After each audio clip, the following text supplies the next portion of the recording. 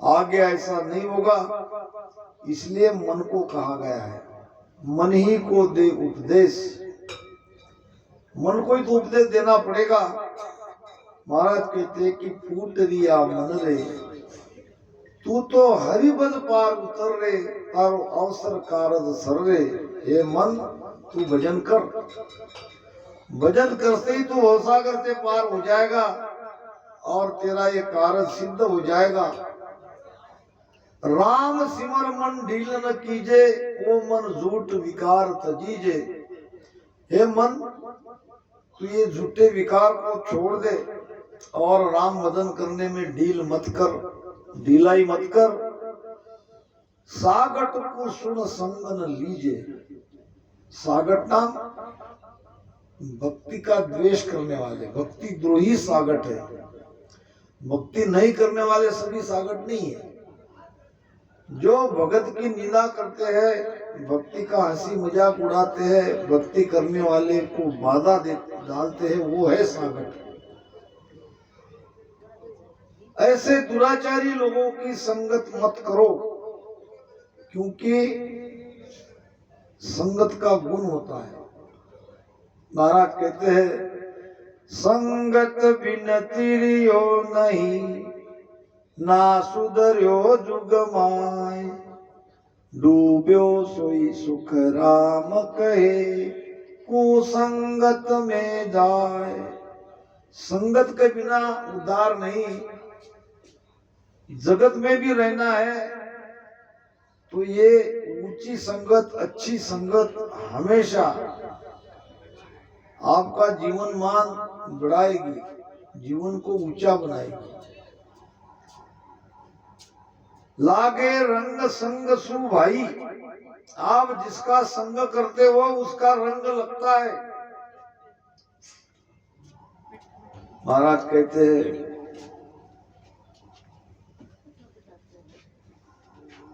संगत करे तू सादगी रे, नहीं तर रहियो ये। संगत करे तो सादगी रे, नहीं तर रहियो ये।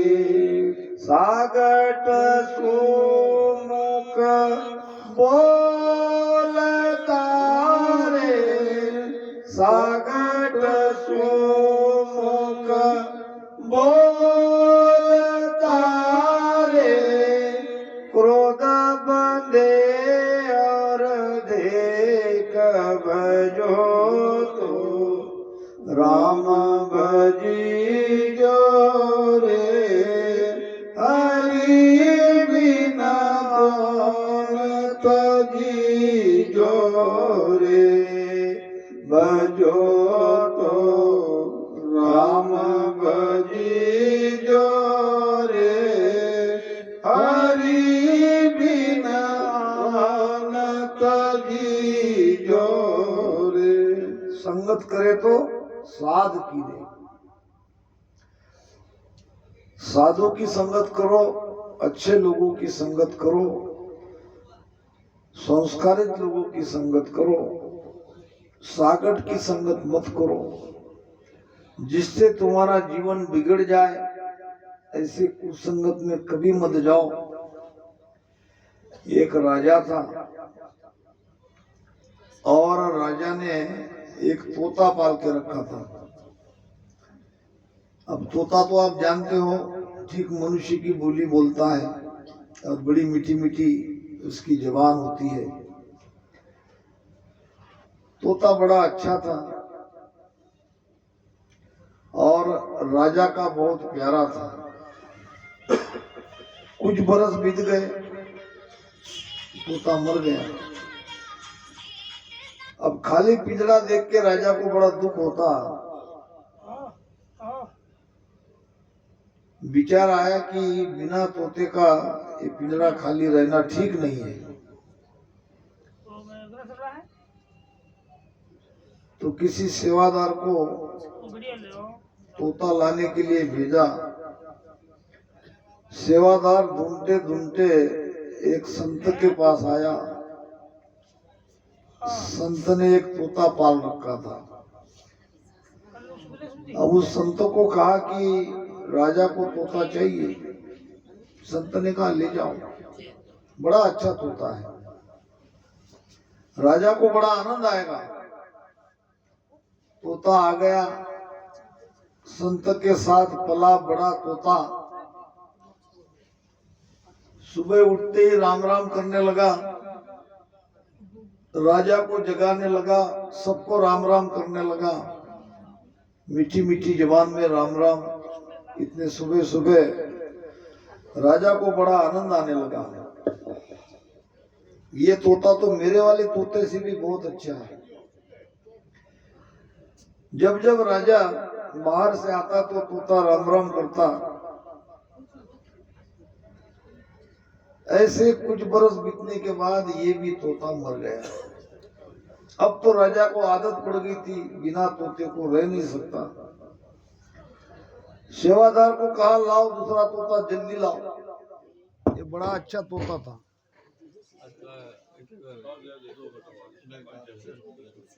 ये क्या लाइट जाती कि हाँ, एक समय जाती। तो राजा ने आदेश दिया जल्दी से जल्दी दूसरा तोता लाओ। तोते के बिना अब रहा नहीं जाता।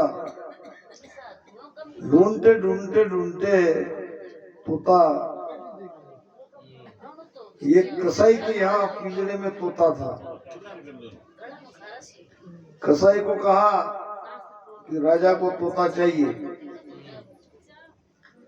कसाई ने कहा अगर मैं न दूं तो राजा तो जबरदस्ती भी ले जा सकते हैं, इसलिए ले जाओ, मगर ध्यान रखना एक बहेलिये ने 2 तोते लाए थे।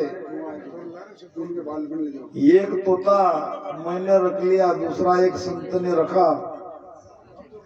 ये तोता जरा शरारती है। अब मेरा धंधा तो कसाई का है, मेरी बोल भाषा भी थोड़ी अलग है, तो ये तोता सब मेरी भाषा सीख गया है। तो अभी से मैं कहता हूं कि ये शरारत करेगा तो नाराज नहीं होना। तोता बिल्कुल हुबेहू उसी तोते के जैसा था, क्योंकि उसका भाई था। आते ही ये तोता गाली गलौज करने लगा, जैसा कसाई भाषा बोलता ऐसी बुरी बुरी भाषा उसके मुख से निकलने लगी। राजा को बड़ा आश्चर्य हुआ, ये तोता कैसा है, ये तो गालियां दे रहा है। गंदी गंदी गालियां राजा को देने लगा। राजा ने तुरंत बोला इसको या तो यहां से भगाओ नहीं तो मार डालो। 2 ही दिन में मैं परेशान हो गया हूं, क्योंकि दोनों भाई रहते हुए भी एक संत के पास था और एक कसाई के पास था। हम जिसका संग करते हैं उसका रंग लगता है। तो महाराज कहते हैं कि संगत करे तो साध कीरे, नहीं तर रहिए एक, अकेला रहो।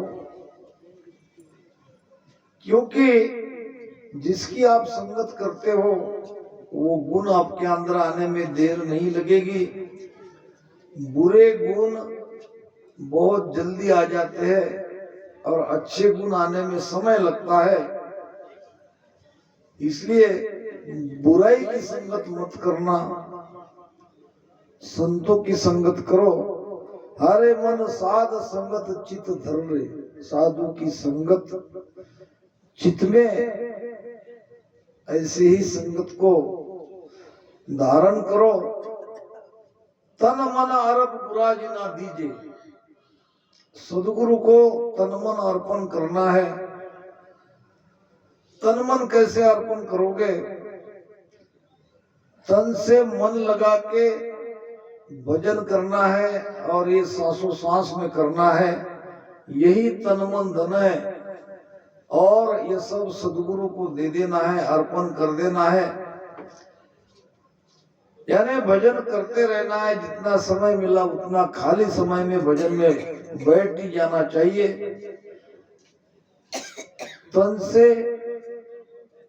मन को भजन में लगाना और हर श्वास में ये राम राम करते रहना, यही समर्पण है। आटूट और अज्ञा माई रीजे, इस प्रकार जितना ज्यादा हो सकता है उतना ज्यादा से ज्यादा भजन करो और चित्त में भजन ही रखो। चित्त की दो वृत्तियां हैं। चित्त संसार में लगा तो संसार उसे प्यारा लगता है। चित्त परमात्मा में लगा, भजन में लगा तो भजन उसे प्यारा लगता है। चित्त और मन का संबंध सागर और लहरे के जैसा है। लहरे है मन, सागर है चित्त। शांत लहरे बड़ी तेजी से आती जाती दिखती है, ये मन है। मगर जिसका चित्त शांत है उसका मन भी शांत होने में देर नहीं लगेगी। तो चित्त में भजन रखो, चित्त में याद रहता है। हमारे चित्त में हमारे कई जन्मों के संस्कार वहां याद रहते हैं। ऐसो डाव कबू नहीं पावे। कौन सा डाव? ये मनुष्य शरीर हमें मिला है। ये डाव, ये बहुत ही बढ़िया मौका हमें मिला है। अभी हम मनुष्य शरीर में है। मनुष्य शरीर छूटने के बाद मिन का तन मिन जहां तहां जावे और लख 84 में गोता खावे। 84 लाख योनि में जहां तहां भटकेंगे, गोता खाएंगे, बड़ा भारी दुख सहना पड़ेगा। लख 84 में गोता खावे, हरे मन सबल शाम को बर रे। परमात्मा जो सबल है, जो बलवान है, बलवान के शरण में जा, उसको बर, आत्मा परमात्मा का मिलान कर। अब के हारों के जीतो रे भाई। महाराज कहते हैं कि चाहे आपकी हार हो जाए चाहे जीत हो जाए। हारने का मतलब राम राम करते करते ये जन्म में आपकी यात्रा पूरी नहीं हुई, आप अमरलोक में नहीं पहुंचे, कोई बात नहीं, दूसरा जन्म मिलेगा। और जीत हो गई तो बहुत बढ़िया, एक ही जन्म में अमरलोक में चले गए, तो इससे बढ़िया और क्या हो सकता है। आसुण नाव किराड़े आई। ये मनुष्य रूपी नाव तट पे लगी है और इस मनुष्य रूपी नाव को खाली करना है और भरना भी है। खाली क्या करना है? इसमें के विकार निकालना है। अब तेरे हाथ में है, चाहे तू इसमें से विकार निकाल के इसे भजन से भर दे। खाली करो के भर दे रे भाई। अगर अंदर से विकार निकल जाएंगे और इसमें भजन से हम भर देंगे तो भवसागर से पार होने में देर नहीं लगेगी। हारे मन रचमच हरसु अड़ रे। नाम के साथ तू रचमच हो जा। अरे लिव लगी हुई रहनी चाहिए। लिव बंद भजन मोख को पूछे, साच कमाया रीजे। के सुख राम सुनो बैरागी, भेद नाव रट लीजे। भजन रचमच होना चाहिए। भजन से पूरा शरीर रोम रोम नाड़ी नाड़ी 72,000 नाड़ियां है, 3.5 करोड़ रोमावली है हमारे शरीर में, और सब में भजन का आनंद आता है। महाराज कहते हैं सदा मारे आनंद भयो घर माई, संतो मारे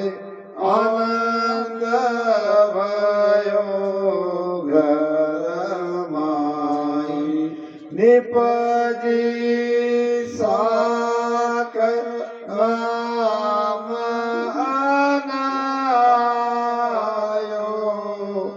निपजी साक नाम अनायो सासो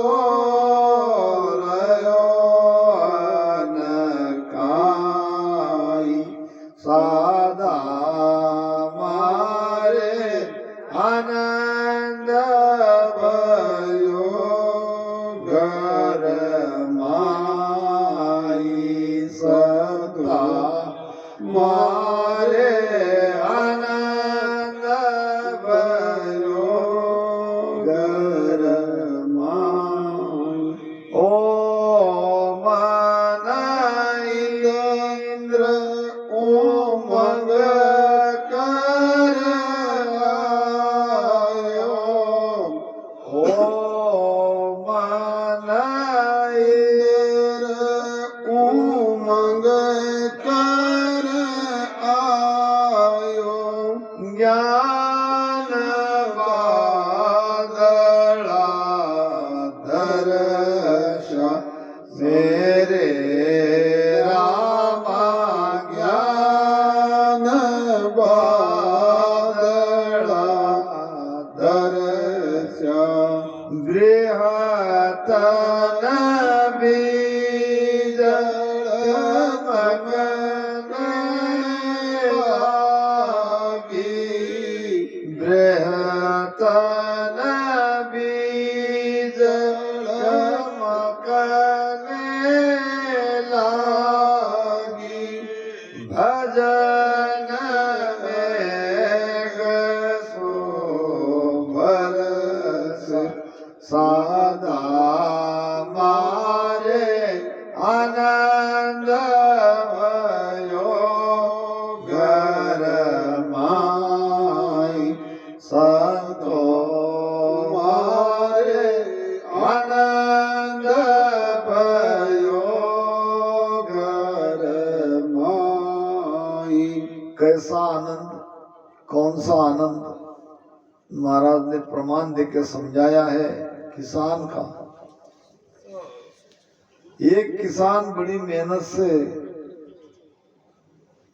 खेती में बीज बोता है और जब बारिश नहीं होती है तो बड़ी आशा से ऊपर देखता है और जब उसे काले काले बादल मंडराने दिखाई देते हैं, बीच बीच में बीज चमकने लगती है और कुछ ही देर में जब बारिश बरसती है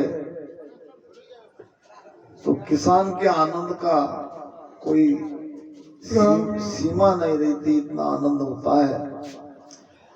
ऐसे ही ये राम भजन करने वाला हमारा ध्यानी प्रेमी भजन तो खूब करता है, मगर जब वो पोड़ आती है, जब वो पल आता है अंदर में, जब मन राजी हो जाता है भजन में, मन है इंद्र, जब भजन में मन लग जाता है तो समझ लेना अब आपका भजन बनेगा। जो चीज अब तक नहीं हुई है वो अभी होने वाली है, क्योंकि आपका मन, ये मन रूपी इंद्र, उसमें उमंग आई, उसमें आनंद आया, वो भजन में लग गया, वो भजन करना चाह रहा है। तो धीरे धीरे आपके अंदर भजन का प्रमाण आपको मिलेगा, आपको लगेगा कि कोई चीज हमारे अंदर प्रकट होने जा रही है, उसका ज्ञान आपको मिलेगा। यह है बादल, ज्ञान बादल दर्शा। भीतर में भजन करते करते आपको लगेगा कि अब कोई बात जरूर होने वाली है, आज का भजन अलग है, रोज का भजन अलग है। जब ऐसे अंदर में अनुभव में आने लगता है तो फिर राम राम करते करते आंखों में आंसू आने लगती है, अनायास। ये विरह के आंसू है। जब प्रेम और विरह के साथ भजन होने लगेगा तो फिर वो भजन रूपी बारिश होगी। धाए धाए धाए धाए आंखों से पानी आ जाएगा। कितनी देर बैठे पता ही नहीं चलेगा, कितना समय भजन में व्यतीत हो गया ये भी पता नहीं चलेगा। ये प्रेम और विरह के साथ जब भजन होता है ये भजन आंतरिक भजन कहलाता है। जिस भजन में विरह है, जिस भजन में प्रेम है, जिस भजन में शूरवीरता है वो आंतरिक भजन है, आंतरिक भक्ति है। बाह्य भक्ति नहीं चाहिए, हमें आंतरिक भक्ति चाहिए। महाराज कहते हैं सुरातनो अंग भेजियो मतवालो कीजे सुरातनो अंग भेजियो मतवालो कीजे कै सुख देव अंग बायरी भगति नहीं दीजे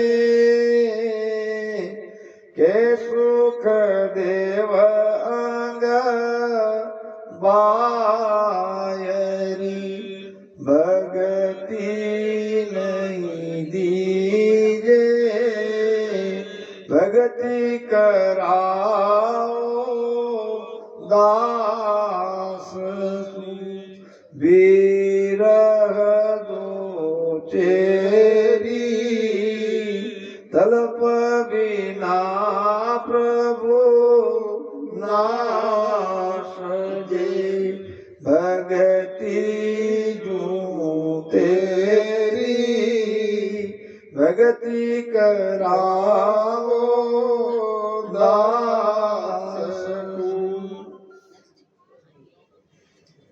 भजन करते समय परमात्मा को अरदास करो, विनती करो, प्रार्थना करो कि मेरे अंदर वो प्रेम प्रकटे, विरह के साथ मेरा भजन हो। जहां प्रेम और विरह है समझ लेना परमात्मा की आप पर कृपा होगी। और अंग मन घेरिया नेक बहुत रहे माय और अंग मन घेरिया नेक बहुत रहे माय विरह प्रेम सुख राम कहे हर मेहर बिन नाय। भक्ति के और अंग है, शूरवीरता है,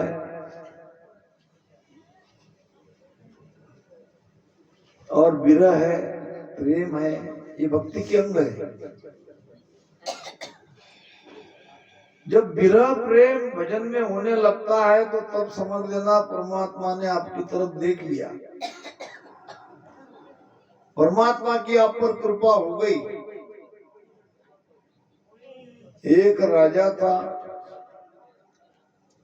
उसकी एक बेटी थी जवान सुंदर, उसका नाम था वैराग्यवती। जैसा नाम वैसा स्वभाव। 20 वर्ष की हो गई मगर और लड़की से हटके ये रात दिन भगवान के नाम में उनके चिंतन में लगी रहती थी। माता पिता ने बहुत समझाया, बेटी ये सब छोड़ दो, हम राजकुमार से तुम्हारी शादी कर देते हैं। वैराग्यवती ने कहा कि मेरी शादी मैं नहीं करना चाहती, मुझे तो भगवान की भक्ति करनी है। बहुत मनाने पर नहीं मानी तो माता पिता ने पीछा छोड़ दिया। एक मकान बना दिया, उसमें मंदिर बना दिया, मंदिर में भगवान की मूर्ति रख दी और दास दासी सेवा में रख दिए। जब जो वस्तु मांगे उसे देना, इस तरह से वो भक्ति करने लगी। अब भक्ति करती क्या, न गुरु बनाया न वेद का जानकारी। भगवान के मूर्ति के सामने वो रात दिन रोती थी और रोते रोते पुकारती थी रात भर, हे परमात्मा, हे भगवान, हे दयालु, कब मुझे तुम दर्शन दोगे, मैं तुम्हें देखना चाहती हूँ। ऐसा कहते कहते विरह के साथ रोती थी। ऐसे कई दिन बीत गए। कहते हैं कि जब विरह और प्रेम से परमात्मा को कोई पुकारता है, तड़पता है, तो परमात्मा कृपा कर ही देते हैं। दिन हो एक दिन आधी रात में एक चोर आया राजा का खजाना लूटने के लिए।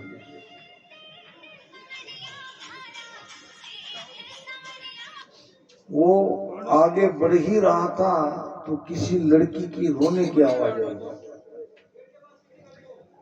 ध्यान से देखा कि अंदर ये वैराग्यवती रो रही थी, रोज की तरह परमात्मा को पुकार रही थी, हे परमात्मा, हे दयालु, तुम मुझे कब दर्शन दोगे। और आंखों से धाए धाए आंसू निकल रहे थे। बहुत देर तक चोर ने देखा और देख के वापस चला गया, क्योंकि ये लड़की तो जगी हुई है, अगर खटखट की आवाज आ गई, अगर उड़ गई तो। मगर वापस जाते जाते एक प्लान बनाया, इस लड़की के द्वारा हम धन को लूट सकते हैं और किसी को कानों कान खबर नहीं होगी। कोई न कोई उपाय करना चाहिए। इसलिए दूसरे दिन वो साधु के वेश में आया, था तो चोर। और आधी रात में जैसे ही वो लड़की भगवान के लिए रो रही थी तो दरवाजा खटखटाया। रोती रोती लड़की ने दरवाजा खोला, देखा तो सामने एक संत खड़े। संत को देखते ही उसके पैर में झुक गई, दर्शन किया। संत ने कहा, बेटी उठो, मुझे भगवान ने तुम्हारे लिए भेजा है। तुम जो पुकारती हो भगवान को, भगवान ऐसे पुकारने से नहीं मिलते, फिर कैसे मिलते हैं? उसके लिए गुरु करना पड़ता है। मुझे तो पता नहीं था, इसीलिए तो भगवान ने तुम पर कृपा करी है, मुझे भेजा है। अब तुम मुझे गुरु बनाओ और मैं तुम्हें गुरु मंत्र दूंगा और फिर तुम्हें भगवान मिलेंगे। भोली भाली लड़की ना समझती चोर के बहकाव में आ गई। फिर कहा कि कैसे गुरु मंत्र लेता है, मुझे तो कुछ पता नहीं, अगर आप ही दे सकते हो तो दो। चोर ने कहा, नहीं नहीं नहीं, ऐसे नहीं, गुरु मंत्र ऐसे नहीं दिया जाता है। फिर कैसे दिया जाता है? कल आधी रात को एक हल्का सा जंगल था, वहां एक पेड़ के पास में उसने बता दिया कि मैं वहां रहूंगा, जितना धन तुम बटोर सकती हो, उठा सकती हो, इतना सारा धन सत्संग सुनो में लाना और मैं वहां खड़ा रहूंगा, मुझे दे देना। तुमको गुरु मंत्र भी मिल जाएगा और तुमको भगवान भी मिलेंगे। भोली भाली लड़की जैसा कहा गया वैसा दूसरे दिन आधी रात को अपने पिता के खजीने से जितना धन उठा सकती थी उतना कीमती धन उठा के ले गई। चोर तो वहां साधु के वेश में खड़ा ही था। चोर ने अपने पास एक रस्सी पहले ही लाके रखी थी। लाया धन, हाँ लाया, रख दो और ये पेड़ के पास खड़ी हो जाओ। लड़की पेड़ के पास खड़ी हो गई, चोर ने उसे बांध दिया पेड़ से और कहा कि यही गुरु मंत्र है। अब या 2 दिन में आऊं मैं, 4 दिन में आऊं या 8 दिन में आऊं, मैं आके तुम्हें छोड़ूंगा, तब तक तुम ऐसे बंधी रहना। अब चोर चला गया धन लेके। रात भर लड़की ऐसी बंधी रही, दूसरा दिन भी निकल गया। न पीने के लिए पानी, न भूख। जैसे तैसे अपने गुरु को याद करके दिन निकल गया। नारद जी आए। नारद जी ने देखा, नारद जी ने कहा, बेटी ये क्या हालत बना के रखी है, लाओ मैं तुम्हें मुक्त करता हूँ। लड़की ने कहा नहीं, मेरे गुरु ही आके मुझे वो बांध के गए, वही मुझे छोड़ेंगे, मुक्त करेंगे। जब तक वो नहीं आते तब तक मैं ऐसे ही रहूंगी। अब नारद जी चले गए भगवान विष्णु के पास। भगवान विष्णु ने कहा कि क्या हुआ उस बेटी का, तुम गए थे, बंधन से मुक्त क्यों नहीं किया? प्रभु वो होना ही नहीं चाहती है। देखते देखते 2 दिन बीत गए, तीसरा दिन भी आ गया। भगवान विष्णु स्वयं आए और कहा, बेटी जिसको तुम देखना चाहती वो मैं ही हूं, और मुझे देख ले और मेरे हाथ से बंधन से मुक्त हो जा। लड़की कहने लगी, नहीं, बंधन से मुक्त तो मुझे मेरे गुरु ही करेंगे, क्योंकि तीसरे दिन मुझे आपका दर्शन लाभ हो गया। ये बहुत बड़ी मेरे गुरु की कृपा है, मेरा कुछ भी हो जाए। भगवान विष्णु ने नारद जी को कहा, लाओ उस चोर के पकड़ के, जहां होगा उसको पकड़ के लाओ और ये लड़की को बंधन से छुड़ाओ, नहीं तो बेचारी मर जाएगी। कहने का मतलब, जहां विरह है, जहां प्रेम है, वहां परमात्मा है। महाराज कहते हैं, प्रेम